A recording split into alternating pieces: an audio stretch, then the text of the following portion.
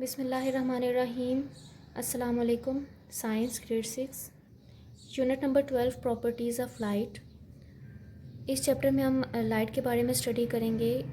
इसकी प्रॉपर्टीज़ पढ़ेंगे, law of reflection पढ़ेंगे, कितनी टाइप्स की रिफ्लेक्शन होती हैं और उनके एप्लीकेशंस को स्टडी करेंगे। फिर मिरर्स को देखेंगे कि कितने टाइप के मिरर्स हैं, उनके यूजेस पढ़ेंगे। And last one, use of reflecting surfaces in devices. तो स्टार्ट लेते हैं कि लाइट क्या है और ये क्यों ज़रूरी है।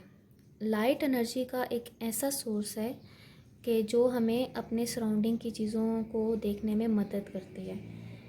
अब हम कैसे चीज़ों को देखते हैं? लाइट की वजह से देख सकते हैं। कैसे? कि लाइट जब भी किसी बॉडी पे फॉल करती है तो वहाँ से वो रिफ्लेक्ट होकर आपकी आइज़ पे जाती है, तो तभी इमेज बनता है। जैसे अब अगर आप डार्क रूम में चले जाएं तो हम एक दूसरों को नहीं देख सकते और ना ही इवन हमें रास्ता भी दिखता है। तो उस वक्त आप क्या करते हैं? टॉर्चेस वगैरह यूज़ करते हैं। तो वो आप क्यों कर रहे होते हैं? क्योंकि आपको चीज़ों को देखने के लिए लाइट की ज़रूरत होती है। तो इससे क्या समझ आई कि हमें अपने सराउंडिंग की जितनी भी चीज़ें हैं देखने के लिए किसकी ज़रूरत पड़ती है? लाइट की ज़रूरत पड़ती है। कुछ ऑब्जेक्ट्स ऐसे हैं जो लाइट को खुद से प्रोड्यूस करते हैं और कुछ ऑब्जेक्ट्स ऐसे हैं जो लाइट को प्रोड्यूस नहीं करते। अब जो ऑब्जेक्ट्स लाइट को प्रोड्यूस करते हैं उन्हें बोलते हैं ल्यूमिनस ऑब्जेक्ट्स, और जो लाइट प्रोड्यूस नहीं करते उन्हें बोलते हैं नॉन ल्यूमिनस ऑब्जेक्ट्स। तो ल्यूमिनस ऑब्जेक्ट्स में कौन कौन से आ जाते हैं? Stars, fireflies, light bulbs and torches. इसके अलावा भी बहुत सारे एग्जांपल हैं जो ल्यूमिनस ऑब्जेक्ट्स में आते हैं। और नॉन ल्यूमिनस ऑब्जेक्ट्स कौन से होते हैं? जैसे कि मून, ठीक है, सूरज की अपने चांद की अपनी रोशनी नहीं होती है, ठीक है। तो वुड, मेटल, ब्रिक्स, क्लॉथ्स। तो अब हम ये नॉन ल्यूमिनस ऑब्जेक्ट्स हैं। अब हम इनको कैसे देख सकते हैं? कैसे देख सकते हैं? जब इन पे लाइट फॉल करती है, जब इन पे लाइट गिरती है, टकराती है किससे? ल्यूमिनस ऑब्जेक्ट से लाइट इन पे गिरती है, फॉल करती है, तो हम इन नॉन ल्यूमिनस ऑब्जेक्ट्स को देख सकते हैं। तो एंशियंट टाइम्स में यही तस्वर किया जाता था कि लाइट, हम चीज़ों को कैसे देखते हैं कि लाइट जो है वो हमारी आइज़ एमिट करती हैं और फिर ये क्या होता है कि ऑब्जेक्ट्स पे फॉल करती हैं और ऑब्जेक्ट्स पे फॉल करने के बाद वो वापस बाउंस ऑफ हो जाती हैं और हमारी आइज़ की तरफ रिटर्न कर जाती हैं और रिटर्न करने की वजह से हमें वो चीज़ दिखती है। फिर बाद में बुक ऑफ ऑप्टिक्स जो है उसने ये प्रूव किया, ये बुक थी, ठीक है, अल-हासन ने इसको आइडिया को करेक्ट किया था और उन्होंने एक बुक लिखी जिसमें ये बताया कि हमारी आइज़ जो हैं वो लाइट को एमिट नहीं करती हैं। और हम कैसी चीज़ों को देखते हैं? वो ऐसे देखते हैं कि जब ल्यूमिनस ऑब्जेक्ट से जो रोशनी है वो फॉल करती है ऐसे ऑब्जेक्ट्स पे जो नॉन ल्यूमिनस ऑब्जेक्ट्स हैं, तो उन पे जब फॉल करती है तो उनके फॉल करने की वजह से हम उसकी रिफ्लेक्शन होती है और रिफ्लेक्शन की वजह से हम चीज़ों को देख सकते हैं। रिफ्लेक्शन मींस कि जैसे अब ये ल्यूमिनस ऑब्जेक्ट है, ठीक है, यहाँ से लाइट फॉल करती है किसी ऑब्जेक्ट पे, ठीक है, और टकराने के बाद इसकी रिफ्लेक्शन हो रही है, मतलब वो सेम डायरेक्शन पे मूव नहीं कर रही, वो रिफ्लेक्ट कर गई है। तो वो रिफ्लेक्ट करती है, फिर वो हमारी आइज़ पे आती है और हम उस चीज़ को, उस ऑब्जेक्ट को देख सकते हैं। इसके बाद हम पढ़ते हैं प्रॉपर्टीज़ ऑफ लाइट्स। अब जो लाइट का बिहेवियर है वो सब ऑब्जेक्ट्स के लिए सेम नहीं होता कि सब रिफ्लेक्ट ही करती है। कुछ मटेरियल्स या कुछ, जैसे इनको बोलते हैं मटेरियल्स या मीडियम, जहाँ पर लाइट फॉल करती है, तो कुछ मटेरियल्स या मीडियम ऐसे होते हैं जो लाइट को फुली एब्जॉर्ब कर देते हैं, ठीक है, और कुछ ऐसे होते हैं जो लाइट को आगे की तरफ पास कर देते हैं, और कुछ ऐसे मीडियम्स हैं जो लाइट को रिफ्लेक्ट कर देते हैं। तो अब हम ये पढ़ेंगे कि ट्रांसमिशन, अब्जॉर्प्शन और रिफ्लेक्शन क्या होती है। ट्रांसमिशन जो है फर्स्ट प्रॉपर्टी, उसमें ये है कि one light travels through a medium without changes is direction, कि जब लाइट किसी एक मीडियम से पास हो रही है, ट्रैवल कर रही है, तो वो अपनी डायरेक्शन को चेंज किए बगैर वहाँ से पास हो जाए, तो उसको बोलते हैं ट्रांसमिशन, ठीक है। अब ये ट्रांसमिशन डिपेंड करता है कि कौन कौन से मटेरियल्स हैं। तो अब ट्रांसपेरेंट मटेरियल्स क्या होते हैं? ट्रांसपेरेंट मटेरियल्स वो मटेरियल्स होते हैं जिनमें से लाइट कंप्लीटली पास हो जाती है, ठीक है, कंप्लीटली पास हो जाती है। अब वो कौन से हैं? ग्लास। अब ग्लास जो है वहाँ से लाइट कंप्लीटली पास हो जाती है। ग्लास क्या है? जो खिड़कियों में शीशे लगे होते हैं ना, जहाँ से आप आर पार देख सकते हैं, उन्हें हम ग्लास बोलते हैं। तो यहाँ से कंप्लीटली लाइट पास हो जाती है विदाउट चेंजिंग इस डायरेक्शन। जिस डायरेक्शन में आई थी उसी डायरेक्शन में वो पास भी हो जाएगी। और ट्रांसलूसेंट मटेरियल्स कौन से होते हैं? जो लाइट को कंप्लीटली पास नहीं करते बल्कि पार्शियली पास करते हैं। जैसे फ्रॉस्टेड ग्लासेस हो गए, बटर शीट्स, जो बटर शीट्स होती हैं वो हो गई, प्लास्टिक शीट्स हो गई। तो ये क्या है? कंप्लीटली लाइट को पास नहीं करती हैं बल्कि पार्शियली पास करती हैं। और थर्ड क्या है हमारे पास? ओपेक मटेरियल्स कौन से होते हैं? जो बिल्कुल भी लाइट को पास नहीं होने देते हैं, या फिर वो उसको एब्जॉर्ब कर देते हैं कंप्लीटली, या फिर उसको रिफ्लेक्ट कर देते हैं। तो ऐसे मटेरियल्स को बोलते हैं ओपेक मटेरियल्स बोलते हैं। अब नेक्स्ट है हमारे पास अब्जॉर्प्शन। अब्जॉर्प्शन क्या होती है? It occurs when light is completely taken by a material and is neither transmitted nor reflected. जैसे ऊपर बताया ओपेक में कि जब भी लाइट ट्रैवल करे किसी ऐसे मीडियम से जहाँ पर लाइट ना ट्रांसमिट हो सके, ठीक है, ट्रांसमिट नहीं होगी, ठीक है, और ना ही वो ऐसे रिफ्लेक्ट हो जाएगी बैक साइड, वापस रिफ्लेक्ट हो जाए पीछे की तरफ, बल्कि कंप्लीटली अब्जॉर्ब हो जाए, ठीक है। जब कोई मीडियम उस लाइट को कंप्लीटली अब्जॉर्ब कर देता है अपने अंदर, तो उस वक्त वो लाइट किस में कन्वर्ट हो जाती है? एक नई फॉर्म में कन्वर्ट हो जाती है, डैट इज़ हीट एनर्जी, ठीक है। जब कोई चीज़ ज़्यादा अब्जॉर्ब कर देता है मीडियम लाइट एनर्जी को, तो वो क्या करेगा? अब्जॉर्ब करने से उसकी लाइट एनर्जी कन्वर्ट हो जाती है उस मीडियम में, किस में? हीट एनर्जी में कन्वर्ट हो जाती है। और थर्ड वन है हमारे पास रिफ्लेक्शन। अब रिफ्लेक्शन क्या होता है कि जब लाइट किसी सरफेस पे फॉल करती है तो वहाँ से टकरा के वो वापस आ जाए, तो उसे क्या बोलते हैं? रिफ्लेक्शन ऑफ लाइट बोलते हैं। नॉर्मल एग्जांपल ये है कि छोटे बच्चे लेज़र लाइट के साथ खेलते रहते हैं। अगर वो उस लेज़र लाइट को मिरर पे हिट करते हैं तो वो लेज़र लाइट क्या होगी? शीशे से टकराने के बाद वापस रिफ्लेक्ट कर जाती है ना। तो अगर उसके रिफ्लेक्शन पे पीछे अगर आपको कोई दीवार है तो वहाँ पर आपको लेज़र लाइट क्या होगी? वहाँ पर आपको डॉट नज़र आएगा दीवार पे। तो इट्स मीन कि ये जो टकरा के वापस आना क्या कहलाता है? रिफ्लेक्शन ऑफ लाइट कहलाता है। अब रिफ्लेक्शन ऑफ लाइट को समझने के लिए दो चीज़ें आपको समझनी चाहिए। यहाँ पर हम देख लेते हैं। फर्स्ट वन जो है हमारे पास वो है रेक्टिलिनियर प्रोपगेशन ऑफ लाइट।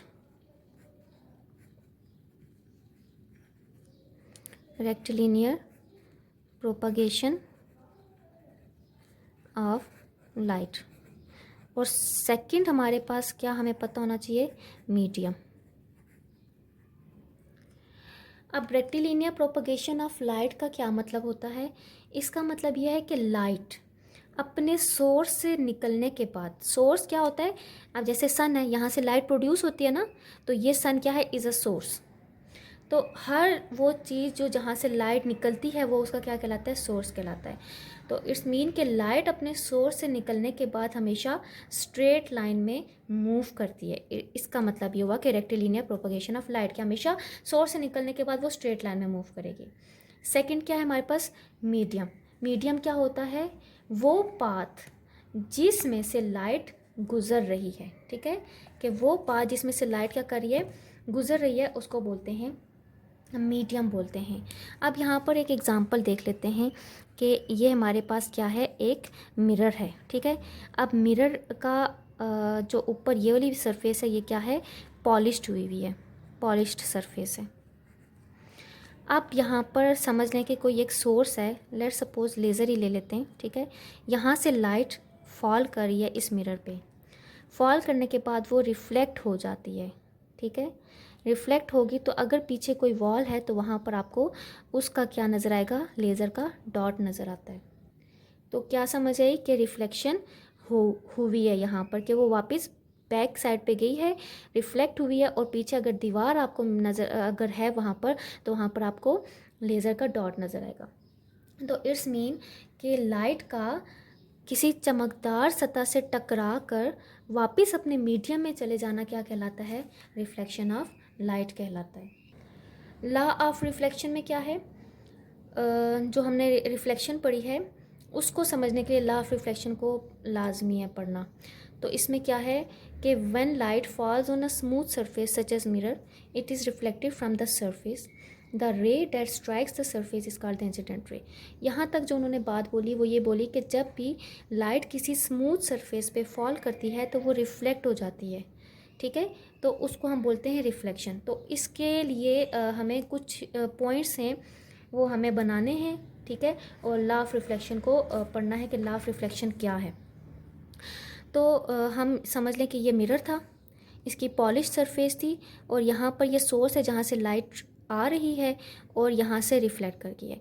तो जिस सोर्स से लाइट आती है उसको हम क्या बोलते हैं?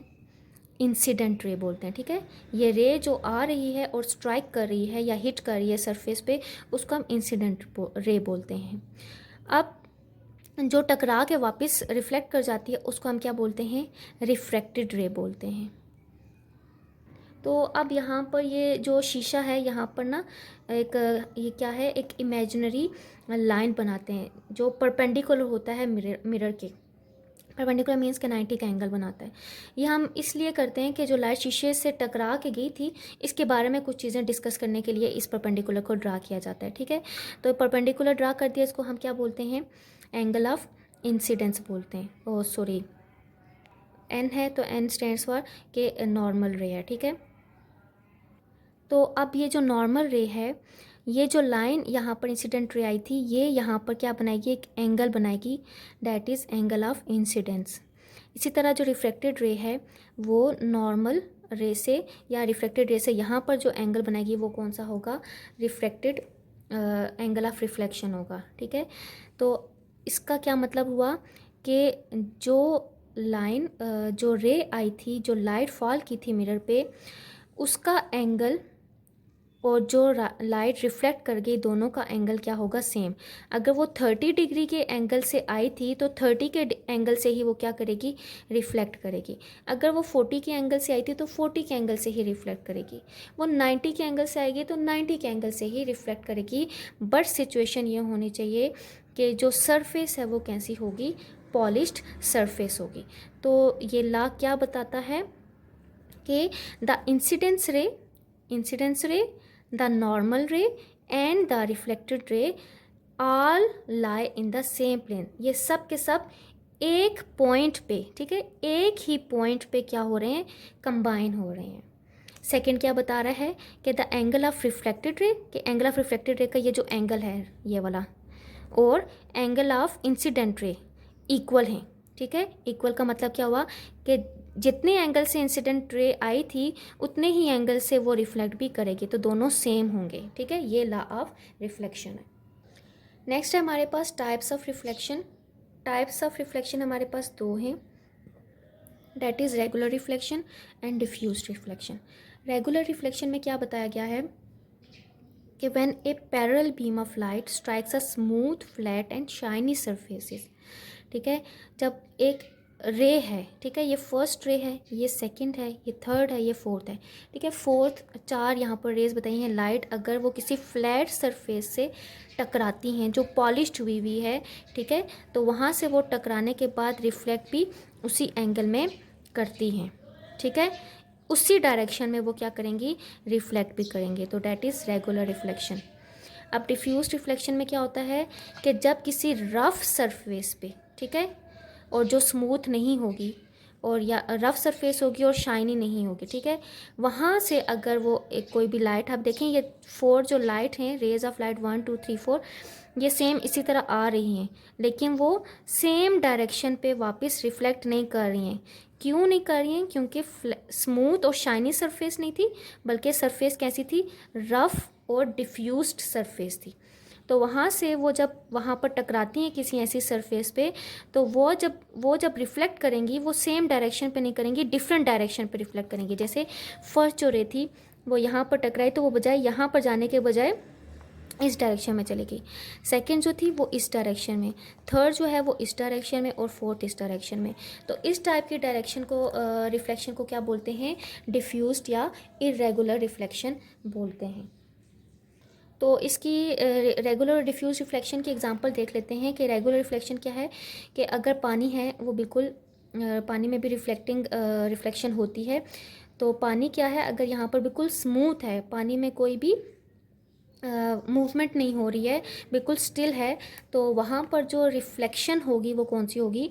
Regular reflection. मीन्स कि जो आपको यहाँ पर व्यू नज़र आ रहा है वो आपको पानी के अंदर भी नज़र आएगा, लेकिन किस सूरत में? जब पानी बिल्कुल स्मूथ होगा, उसमें कोई मूवमेंट नहीं है, ठीक है, खड़ा, बिल्कुल जो खड़ा पानी होता है। तो डिफ्यूज रिफ्लेक्शन क्या होती है कि जब पानी में क्या होता है, कोई रिपल्स या वेव्स वगैरह बनी। अब ये देखिए पानी में वेव्स आ रही हैं, लहरें बनी हैं, मतलब पानी मूवमेंट में है, पानी के मॉलिक्यूल्स मूव कर रहे हैं। तो उस दौरान जो रिफ्लेक्शन होती है वो कौन सी होती है? डिफ्यूज रिफ्लेक्शन होती है। और यहाँ पर देखिए आपको क्लियर व्यू यहाँ पर नहीं दिख रहा है। तो डिफ्यूज रिफ्लेक्शन में क्या होती है कि जब पानी बिल्कुल स्टिल नहीं होगा, बल्कि उसमें वेव्स बनती हैं, वेव्स हो रही होती हैं, बन रही होती हैं, तो वहाँ पर जो रिफ्लेक्टेड रेज होती हैं वो डिफरेंट डायरेक्शन में स्प्रेड हो जाती हैं। ऐसे डिफरेंट डायरेक्शन में स्प्रेड होने की वजह से क्लियर इमेज नहीं बनता है। अब हम एप्लीकेशंस देखते हैं कि इनकी कहाँ कहाँ पर इनका यूज़ होता है। अब इनका क्या है, डिफ्यूज और रेगुलर रिफ्लेक्शन की और मज़ीद कुछ डेली लाइफ में देख लेते हैं कि एग्जांपल्स क्या हैं। कि हमें ये पता है कि रिफ्लेक्शन बहुत ज़रूरी है हमारी डेली लाइफ में। हम उसके बगैर चीज़ों को नहीं देख सकते हैं, क्योंकि जितने भी नॉन ल्यूमिनस ऑब्जेक्ट्स हैं, जब तक लाइट नहीं होगी हम उनको नहीं देख सकते। इवन हम अपना जो इमेज है वो भी हम नहीं देख सकते हैं। तो रेगुलर रिफ्लेक्शन और डिफ्यूज रिफ्लेक्शन की एग्जांपल ये है कि अगर आप मिरर है उसके आगे कोई भी ऑब्जेक्ट रख लेते हैं और वो मिरर मूव नहीं करता, तो आप क्या होगा, उसको क्लियरली देख सकते हैं। कोई मूवमेंट नहीं हो रही ना, तो वो रेगुलर रिफ्लेक्शन है।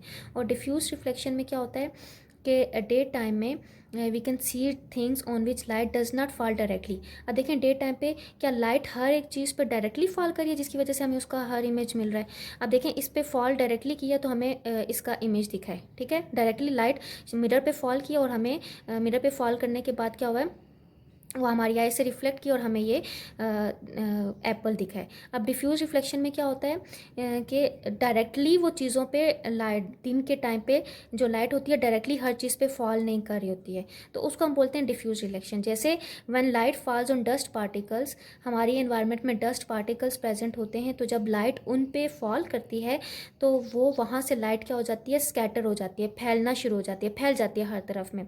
जब हर तरफ में फैल जाती है तो हर तरफ में फैलने की वजह से हमारे इर्द गिर्द की जितने भी ऑब्जेक्ट्स हैं वो हमें दिखते हैं। तो that is an example of diffuse reflection. जैसे we can see thing just before sunrise, जैसे सूरज की जो जब सूरज तलू हो रहा होता है या गरूब हो रहा है, तलू होता है तो उसको क्या होता है कि जो सूरज की शुआएँ हैं वो जब निकल रही होती हैं तो जितनी भी एनवायरनमेंट में डस्ट पार्टिकल्स है वहाँ से टकराती हैं, और डस्ट पार्टिकल से टकराने के बाद वो हर तरफ स्प्रेड हो जाती हैं। तो इसलिए सूरज निकलने से पहले हमें हर मतलब चीज़ें दिखना शुरू हो जाती हैं। और आफ्टर सनसेट जब सूरज गरूब हो जाता है तो तब भी उसकी जो शुआएँ होती हैं वो डस्ट पार्टिकल से टकराई होती हैं, ठीक है, तो उनकी वजह से वो स्प्रेडिंग हुई भी होती है हर तरफ, तो जिसकी वजह से हमें सूरज गरूब भी हो गया फिर भी हमें चीज़ें दिख रही होती हैं। अब मिरर क्या है? ये हमें जितना भी जो भी ऑब्जेक्ट्स हैं उनका इमेज देखने के लिए मिरर्स को यूज़ किया जाता है। अब दो टाइप के मिरर्स होते हैं, फ्लैट मिरर्स होते हैं और कर्व हुए हुए मिरर्स होते हैं। तो कर्व मिरर्स को अभी हम पढ़ते हैं। फर्स्ट ऑफ ऑल हम फ्लैट मिरर्स पढ़ते हैं जिनको हम प्लेन मिरर्स भी बोलते हैं, ठीक है, जो आप घरों में यूज़ करते हैं, शीशा जो यूज़ करते हैं जिस पे आप अपना फेस देखते हैं, वो प्लेन मिरर्स होते हैं। तो प्लेन मिरर्स कौन से होते हैं? जिनकी स्मूथ सरफेस होती है और वन साइड उनकी क्या होती है, पॉलिश होती है। जो साइड पॉलिश होती है वहीं पर ही आपको अपना इमेज या कोई भी चीज़ आप देखना चाहें आप देख सकते हैं। तो यहाँ पर आप जो देख रहे हैं क्या है कि ये एक कप है, ठीक है, तो आप इस कप का इमेज देख रहे हैं किस पे, मिरर में देख रहे हैं। ये जो पीछे की तरफ पे बन रहा है ना, इसका मतलब है कि मिरर के अंदर बन रहा है। अब यहाँ पर तो अंदर नहीं बना सकते थे ना, इसलिए उन्होंने बताया कि मिरर के अंदर जो आपको इमेज नज़र आ रहा है, ठीक है। तो कप का जो इमेज है वो आप मिरर में देख सकते हैं। अब जो ये कप है ये आपको मिरर के अंदर क्यों नज़र आ रहा है? वो इसलिए नज़र आ रहा है कि लाइट रेस जो थी वो कप से शीशे पे टकराई हैं, ठीक है। अब टकराने के बाद वो आपकी आइज़ की तरफ आई हैं, ठीक है। और आपकी जो आइज़ पे लाइट रेज आई हैं वो यहाँ से तो नहीं आई ना, वो कहाँ से आई हैं, यहाँ से आ रही हैं। तो आपकी जो आँख है इसी सीध में जहाँ ये दोनों लाइट रेज आपस में मिल रही हैं तो उसकी सीध में ये एक इमेज क्रिएट करती हैं। देखें, ये यहाँ से आई है ना लाइट रेज आपकी आंखों पे, यहाँ से नहीं आई। अब इसी की सीध में ये दोनों लाइट रेज आप बनाएं तो जहाँ पर ये मिलेंगी वहाँ पर आपको कप का इमेज नज़र आएगा।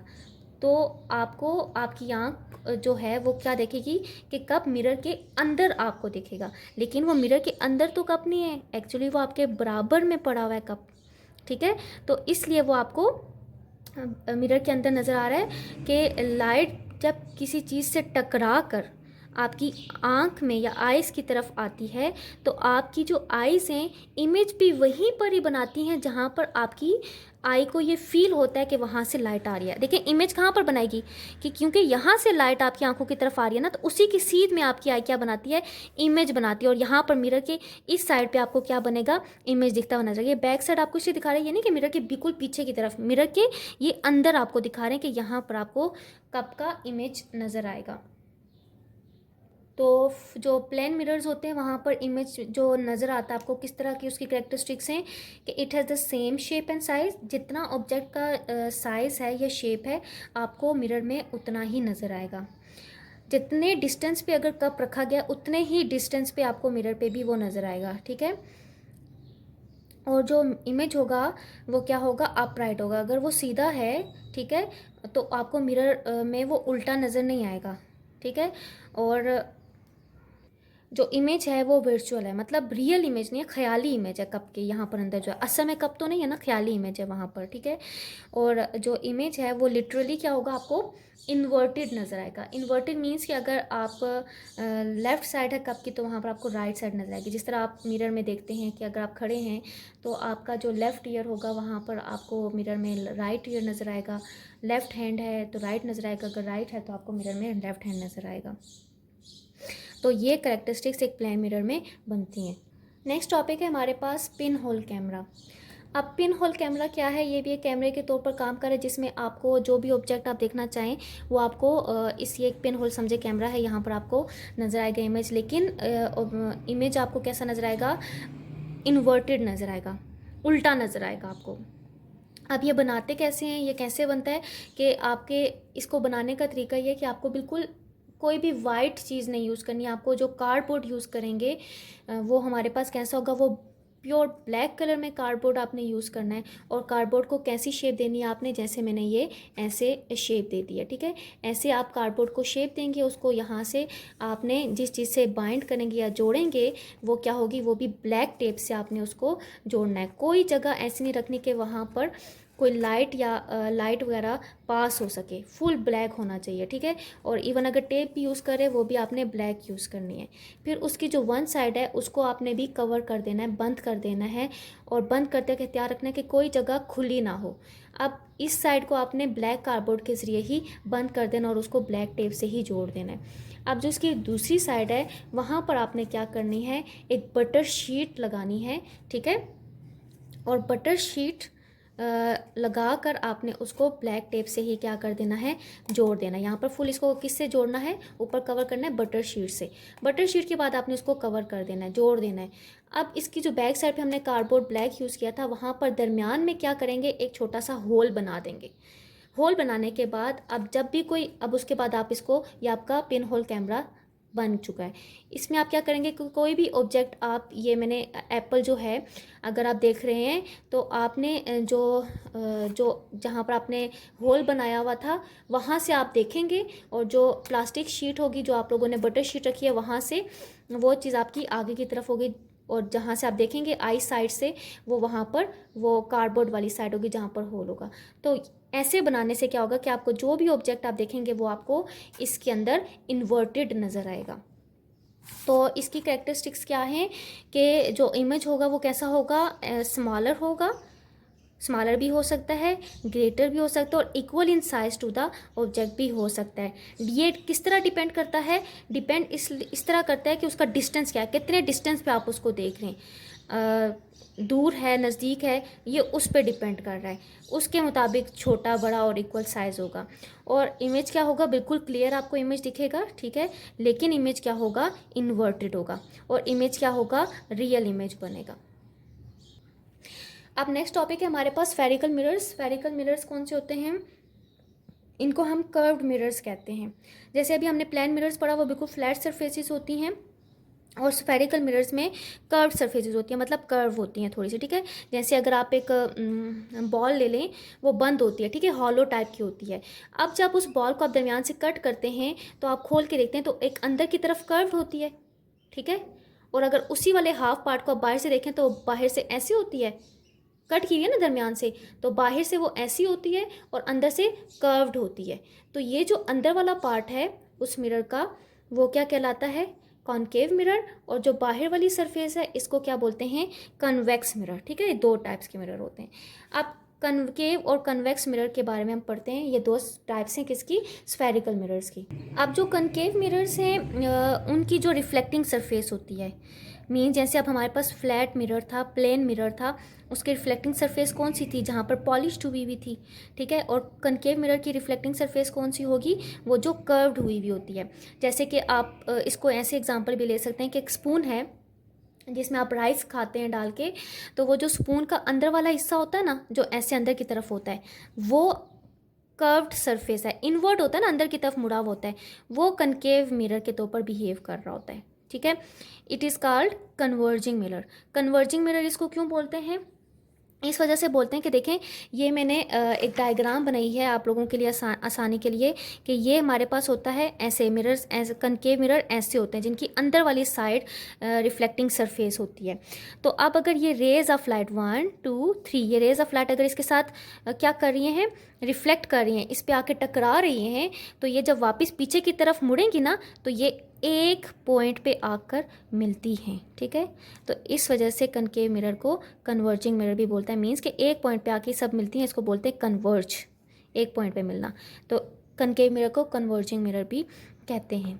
अब कनकेव मिरर में और कन्वेक्स मिरर में क्या है कि कन्वेक्स मिरर में ये होता है कि जो स्पून की बैक साइड होती है, फ्रंट तो ये थी ना, ये कनकेव मिरर हो गया। अब जो बैक साइड है वो क्या है? स्पून की कनकेव मिरर के तौर पर बिहेव करिए। आप इसके एग्जांपल ऐसे भी ले सकते हैं कि आप अपने पास स्पून रखें और आप स्पून के फ्रंट में अपनी इमेज देखें, और इसके बैक साइड पे आप इमेज देखिए, आपको कनकेव और कन्वेक्स मिरर का आसानी से पता चल जाएगा कि इसमें इमेज कैसे बनता है।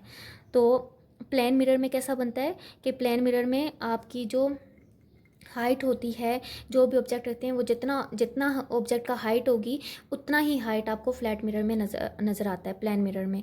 तो कनकेव मिरर में क्या होता है कि आप स्पून लें और वहाँ पर आप देखें कि स्पून को फ्रंट से आप जब देखते हैं इस साइड से, तो आपको इमेज क्या नज़र आएगा? अपना उल्टा नज़र आएगा, ठीक है, और स्मॉलर इन साइज़ भी नज़र आएगा। अगर आप उस स्पून को नज़दीक लाते जाते हैं, ठीक है, अपने, तो फिर आपका इमेज क्या होता जाता है? बड़ा होता जाता है, मैग्नीफाई हो जाता है, आपके इमेज को वो मैग्नीफाई करता है, ठीक है। और कन्वेक्स मिरर में क्या होता है? ये ऑपोजिट होता है किसके? कॉनकेव मिरर के। इसमें इमेज बिल्कुल स्ट्रेट बनता है, बैक साइड से अब आप स्पून में देखें तो आपका इमेज कोई उल्टा नहीं बनेगा, स्ट्रेट बनेगा, अपराइट होगा और डिमिनिश्ड हो जाएगा, ठीक है। मतलब अगर आप उसको आगे पीछे कर रहे हैं तो वो मैग्नीफाई नहीं हो रहा कि लार्जर इन साइज़ हो रहा है, स्मॉलर इन साइज़ हो रहा है, ठीक है। तो ये कन्वेक्स मिरर है। तो कनकेव मिरर को हम कन्वर्जिंग मिरर भी बोलते हैं और कन्वेक्स मिरर को हम डाइवर्जिंग मिरर भी बोलते हैं, क्योंकि बैक साइड पे जब आ रही हैं लाइट रे, समझें ये लाइट रे थी, ये यहाँ पर जब करेगी तो ये यहाँ पर रिफ्लेक्ट हो जाती है, ये करेगी ये यहाँ पर रिफ्लेक्ट हो जाती है, मतलब एक पॉइंट पर ये सब लाइन्स आपस में नहीं मिलती हैं। जो रिफ्लेक्टेड रेज होती हैं वो एक पॉइंट पर आकर नहीं मिलती, डिफरेंट पॉइंट्स पर स्प्रेड हो जाती हैं। तो that's why convex mirror called the diverging mirrors। अब हम पढ़ेंगे image formed by spherical mirrors के स्फेरिकल मिरर जो मतलब कनकेव और कन्वेक्स मिरर में इमेज किस तरीके से बनते हैं और कैसे बनते हैं, ठीक है। तो ये हमारे पास जो अंदर के साइड पे इन्वर्ट था, ये हमारे पास क्या है? Concave mirror. और डैट वन इज़ द, ये जो बाहर की साइड से है यहाँ पर क्या है? कन्वेक्स मिरर, ठीक है।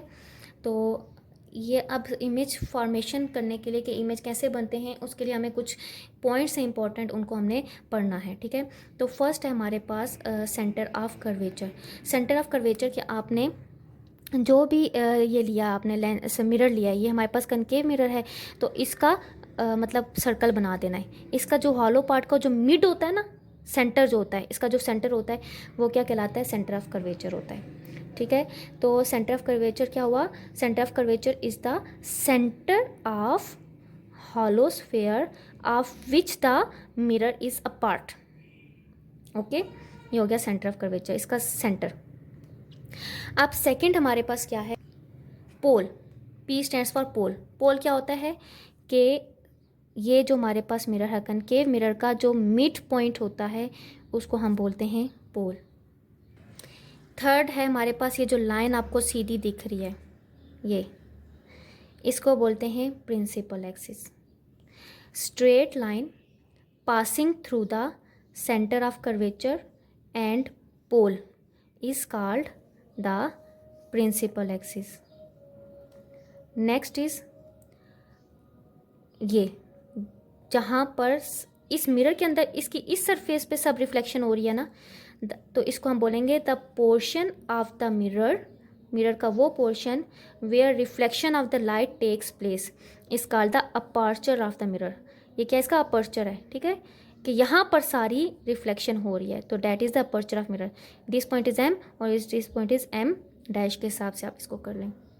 और जो दरमियान में आपको ये फोकस दिख रहा है, ये फोकस क्या होता है कि ये तो हमारे पास प्रिंसिपल एक्सिस था ना, कि वो लाइन जो पास करती है सेंटर ऑफ कर्वेचर और पोल के, इसको बोलते हैं principal axis. If beam of light, अगर कोई लाइट आती है और ये, ठीक है, ये मैंने लाइट बना दी, ये इमेजिनरी लाइट्स बना रही हूँ कि लाइट पास करती है जो बिल्कुल पैरेलल हो, किसके, प्रिंसिपल एक्सिस के पैरेलल मूव कर रही है और वो इसके साथ टकरा रही है।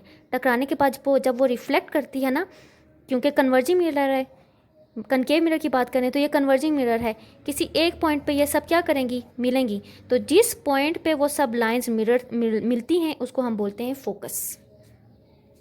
जैसे यहाँ पर मैं आपको एक एग्जांपल इसकी बता देती हूँ कि ये हमारे पास क्या था, converging mirror like concave mirror. ये हमारे पास हो गया प्रिंसिपल एक्सिस, ठीक है, ये प्रिंसिपल एक्सिस है, ये कर्वेचर है हमारे पास, ये हमारे पास पोल है। अब प्रिंसिपल एक्सिस स्ट्रेट लाइन होती है ना, अब बीम ऑफ लाइट हमने पास करनी है, ठीक है, ये beam of light that is parallel to the principal axis, ये कर ली मैंने पास। अब जब इसके साथ टकराएंगी, टकराने के बाद वो रिफ्लेक्ट भी तो करेंगी ना, ठीक है। तो जाहिर सी बात हमें पता है कि concave mirror is a converging mirror, एक ही पॉइंट पे सारे के सारी लाइंस मीट करेंगी, तो जिस पॉइंट पे वो मीट करती हैं उसको हम क्या बोलते हैं, फोकस बोलते हैं, ठीक है।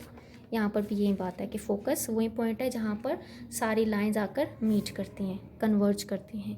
तो ये जो मैंने स्मॉल एफ बनाया है, ये स्मॉल एफ क्या होता है, the distance between the focus and the pole is called the focal length.